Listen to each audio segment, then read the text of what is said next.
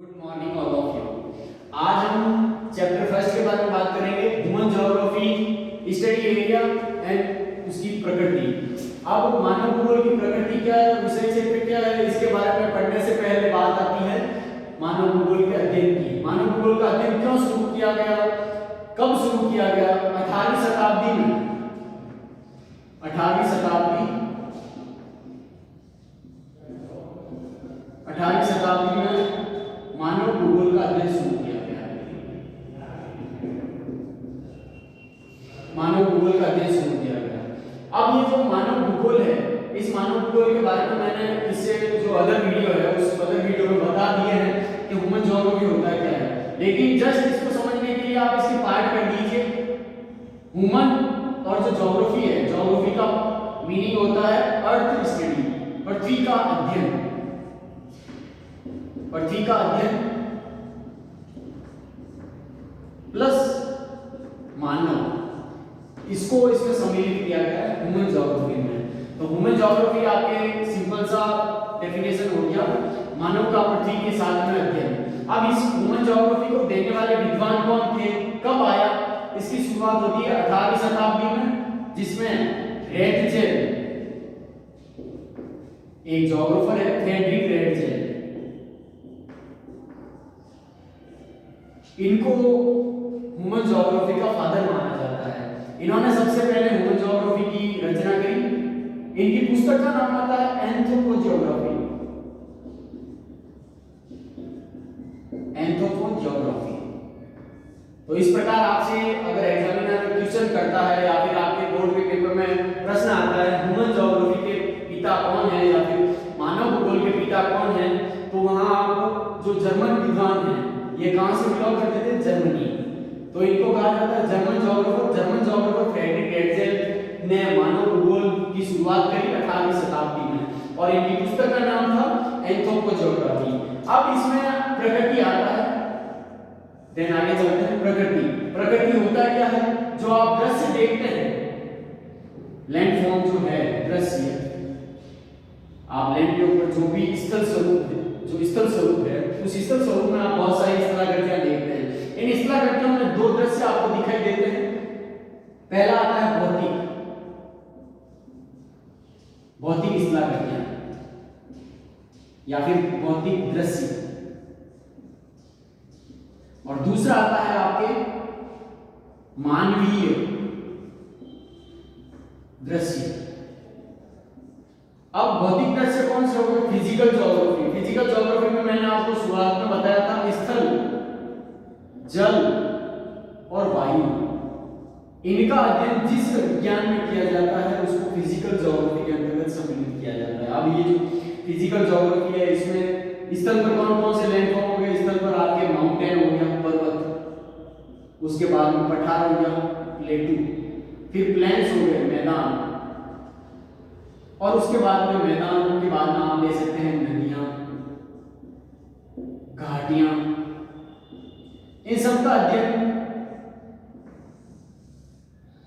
जो भौतिक भूगोल का एक पार्ट है, स्थल भूगोल, उसमें किया जाता है। तो स्थलाकृतिक स्वरूप, जो भी आप खुली आंखों से धरातल के ऊपर जो भी पार्ट देखते हैं, जिनमें मानव का कोई इंटरप्ट नहीं होता है, मनुष्य किसी भी प्रकार का उसमें हस्तक्षेप नहीं करता है, उसको इसमें सम्मिलित किया जाता है भौतिक दृश्यों के अंदर। और फिर आता है मानवीय दृश्य। मानवीय दृश्य में आप ले सकते हैं मनुष्य के द्वारा जो निर्मित बिल्डिंग है, मकान है, बिल्डिंग है, या फिर पुल है, रोड लाइंस है, और इसके अलावा बांध है। जहां जहां मनुष्य ने अपने विकास किया है या फिर जहां जहां मनुष्य ने अपने सुख समृद्धि के लिए प्रकृति के साथ में हस्तक्षेप किया है, उन सभी को मानवीय दृश्यों के अंतर्गत सम्मिलित किया जाता है। उसके बाद में आता है विषय क्षेत्र। क्या स्टडी एरिया है? ह्यूमन ज्योग्राफी है, उसका स्टडी एरिया क्या है? किन किन चीजों का अध्ययन किया जाता है इस ह्यूमन ज्योग्राफी में, उसके बारे में मैं बता देता हूं आपको। विषय क्षेत्र में सबसे पहले आता है पॉपुलेशन, जनसंख्या। जनसंख्या में किन का अध्ययन? जनसंख्या जो पॉपुलेशन मनुष्यों की जनसंख्या का अध्ययन जिसमें संगठन है, संरचना है। अब संरचना में लिंगानुपात हो गया, घनत्व हो गया, घनत्व, लिंगानुपात, उनका जो अधिवास है, अधिवास किस प्रकार का है, उन सभी का अध्ययन किया जाता है जनसंख्या वाले पार्ट में। तो एक पार्ट हो गया इसका जनसंख्या। फिर दूसरा पार्ट इसमें ले सकते हैं प्रादेशिक वातावरण। प्रादेशिक वातावरण, अब प्रादेशिक वातावरण में जो नेचर है, उस नेचर का अध्ययन किस प्रकार का है, ट्रॉपिकल है या फिर टुंड्रा प्रकार का है, उष्णकटिबंधीय है, शीतोष्ण कटिबंधीय है या शीत कटिबंधीय है, किस प्रकार की जलवायु पाई जाती है, तापमान अधिक है तो वह किस कारण है, किन कारणों से वहां पर तापमान अधिक है या फिर कम है, उन सब का अध्ययन प्रादेशिक वातावरण के अंतर्गत किया जाता है। यह जो वातावरण वाला टॉपिक है, यह वातावरण वाला टॉपिक आपकी जनसंख्या को भी प्रभावित करता है। अधिक तापमान रहेगा या फिर बहुत ज्यादा कम तापमान रहेगा तो वहां पर जनसंख्या बिल्कुल नहीं के बराबर निवास करेगी।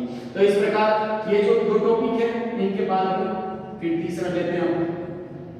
तीसरा आता है संसाधन, रिसोर्सेज, जो धरातल के ऊपर पाए जाने वाले सभी प्रकार के संसाधन हैं। संसाधन मतलब रिसोर्स, जो मनुष्य के लिए उपयोगी है। संसाधन का सामान्य अर्थ हो गया वे सभी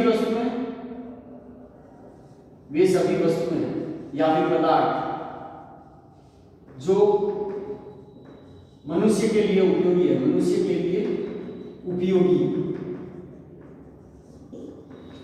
उसको कहा जाता है रिसोर्सेज। वे सभी पदार्थ या फिर वस्तुएं जो मनुष्य के लिए उपयोगी है या उपयोग आने लायक है और मनुष्य उनका उपयोग करता है, उनको कहा जाता है संसाधन। संसाधन बहुत प्रकार के होते हैं, जैविक भी होते हैं, अजैविक भी होते हैं या फिर गैर परंपरागत ले लीजिए, परंपरागत ले लीजिए। और आता है इसका नवीकरणीय और अनवीकरणीय, जिसमें एक समय में समाप्त होने वाले और लंबे समय तक चलने वाले जो संसाधन आते हैं, उन सबका अध्ययन इस विषय क्षेत्र के अंतर्गत किया जाता है। फिर चौथा नंबर पर आता है कालिक अनुक्रम।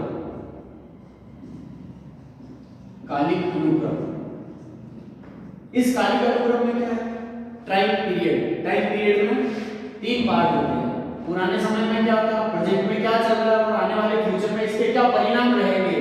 जो मनुष्य अपना डेवलपमेंट कर रहा है, विकास जो हो रहा है मनुष्य का, वह विकास कितने समय के बाद में रुक जाएगा या फिर जो विकास कर रहा है अनवरत रूप से, वह विकास प्रकृति के लिए किस प्रकार नुकसानदायक है और मनुष्य के लिए किस प्रकार लाभदायक है, उन सब का अध्ययन कालिक अनुक्रम के अंतर्गत किया जाता है। जिसमें पुराने समय में क्या था, प्राचीन, वर्तमान में क्या चल रहा है और जो आधुनिक या फिर भविष्य आएगा, उस भविष्य में मनुष्य के द्वारा जो कार्य किए जा रहे हैं या फिर जो भी डेवलपमेंट मनुष्य कर रहा है, उस डेवलपमेंट का इंपैक्ट आपके नेचर पर क्या पड़ेगा, उसको सम्मिलित किया जाता है कालिक अनुक्रम में।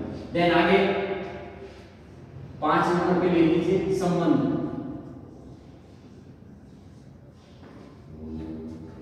रिलेशन। मनुष्य के रिलेशन कैसे हैं नेचर के साथ में, वातावरण के साथ में या फिर पर्यावरण के साथ में मनुष्य के संबंध कैसे हैं, या फिर एक जो कम्युनिटी है, मनुष्य की एक कम्युनिटी का दूसरी कम्युनिटी के साथ कैसा संबंध है, उसका अध्ययन। फिर आता है 6 नंबर पर सांस्कृतिक भूदृश्य। सांस्कृतिक भूदृश्य, अब सांस्कृतिक भूदृश्य में आप जो देखते हैं खुली आंखों से, जो भी वस्तुएं देखते हैं या फिर वे सभी लैंडफॉर्म या फिर स्थल स्वरूप जो आप खुली आंखों से देखते हैं, बताया मैंने आपको, यहाँ पर पर्वत है, पठार है, मैदान है, नदियां, घाटियां, समुद्र हो गए और जो एटमॉस्फेयर है उसको भी इसमें सम्मिलित किया जाता है। जो भी स्थल स्वरूप आप पृथ्वी के ऊपर देखते हैं वह सभी सांस्कृतिक भूदृश्य के अंतर्गत आएगा। तो विषय क्षेत्र की बात की जाए तो विषय क्षेत्र में जनसंख्या हो गया, प्रादेशिक वातावरण हो गया, संसाधन हो गया, कालिक अनुक्रम हो गया, संबंध हो गए, इन सब के साथ में मनुष्य के क्या संबंध है और सांस्कृतिक भूदृश्य, ये सभी विषय क्षेत्र के अंतर्गत आता है। तो प्रश्न आपसे पूछा जाए मानव भूगोल का विषय क्षेत्र क्या है, तो वहां पर आप ये 6 बिंदुओं का वर्णन करें। इन 6 बिंदुओं के द्वारा मनुष्य का जो अध्ययन है वह आसानी से किया जा सकता है, या फिर मनुष्य जिस स्थान पर निवास करता है उस स्थान का अध्ययन किया जा सकता है मानव भूगोल के अंतर्गत। देन आगे बढ़ते हैं। इसके बाद में आता है आपके एज, टाइम पीरियड। जो समय है उस समय अंतराल में 3 काल माने जाते हैं कालिक अनुक्रम में। पहला है प्राचीन, फिर आता है मध्य युग, फिर आता है आधुनिक काल। ये जो 3 टाइम पीरियड है, इन 3 टाइम पीरियड के अनुसार मनुष्य के ह्यूमन ज्योग्राफी जो पार्ट है उसको बताया गया है कि किस प्रकार मनुष्य ने डेवलपमेंट किया है। अब ये जो प्राचीन समय है, इस प्राचीन समय में मनुष्य एक स्थान पर ही निवास करते थे, एक स्थान पर निवास। संबंध जो है, ये संबंध, यह संबंध यहाँ पर नहीं थे किसी भी कम्युनिटी के साथ में, या फिर जहां कहीं भी मनुष्य निवास करता था उस मनुष्य के उस स्थान से दूसरे स्थान पर किसी भी प्रकार के रिलेशन नहीं थे। जैसे ले लीजिए आप अफ्रीका महाद्वीप में जो निवास करने वाले जो भी लोग थे, उन लोगों का दूसरे लोगों के साथ संबंध नहीं था, चाहे वह उत्तरी अमेरिका के लोग हो, चाहे वह दक्षिणी